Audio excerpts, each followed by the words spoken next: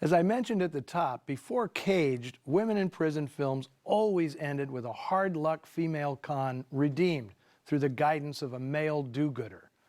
Well, that guy never shows up in Caged. Far from rehabilitating her, prison ruins Marie Allen, turning an innocent young woman into a hardened criminal. Now, this was not something easily snuck past the production code office. Chief Censor Joseph Breen, when he reviewed the script, noted that at the end of the film, Marie is presumably leaving prison to join a house of prostitution. Somehow, writer Bernie Schoenfeld was able to convince Breen that his script was simply emphasizing the fact that she had some talent as a booster, meaning in underworld slang, a pickpocket. Other things, however, didn't get past the PCA, like drug use. While on her research tour, Virginia Kellogg was amazed by the prevalence of narcotics in prisons, and to that end, she created a character called Twitch, an obvious addict. Breen would have none of it, and Twitch did not make it into the final draft. It'd be another 5 years before The Man with the Golden Arm, released without the PCA's approval, put the subject of drug addiction on American movie screens.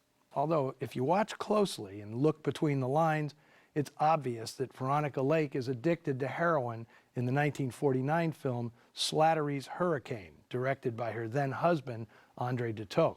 Smoochie, played by Jan Sterling, is the rare woman in a film of this era who actually ID'd as a CP, common prostitute. CPs?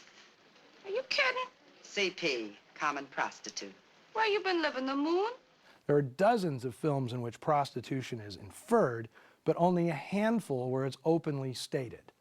Jerry Wald must have been a very persuasive man to get that past Breen and his minions. Although the PCA gave ground, the film still suffered cuts in parts of the country that had their own censor boards, and Pennsylvania and Kansas banned it outright. In fact, according to my colleague Alan Rohde, Caged stirred up protests like no Warner Brothers picture since 1932's I Am a Fugitive from a Chain Gang. He notes that the American Prison Association sent a letter to Jack Warner bemoaning that Caged was causing considerable resentment among wardens and superintendents with its sweeping condemnation of correctional policy and administration. So, a tip of the hat to Mr. Rohde. A lot of my knowledge about Caged comes from a terrific article he wrote on it for the Film Noir Foundation's quarterly magazine. Jerry Wald had wanted either Michael Curtiz or Vincent Sherman, Warner's two top guns, to direct the film, but he ended up with veteran John Cromwell, who turned in one of the best films he'd made in years. Cromwell followed up with two more crime pictures the following year, The Company She Keeps, coincidentally about a female parolee, and The Racket, a remake of a 1928 silent. Cromwell, who'd also been an actor, had appeared in the original 1927 production of The Racket. After finishing those two for RKO, Cromwell was named a communist by studio boss Howard Hughes, which was totally false, but that didn't stop Cromwell from being blacklisted for 7 years. As for Hope Emerson, rest assured that in real life, she was nothing like her character in this film. She began in vaudeville as a kid and became a popular nightclub performer, singing bawdy songs and playing a mean boogie-woogie piano. When Robert Siodmak cast her in Cry of the City, she hadn't been in a film in more than 10 years. That 1948 noir rejuvenated her acting career, which sadly lasted only another 12 years.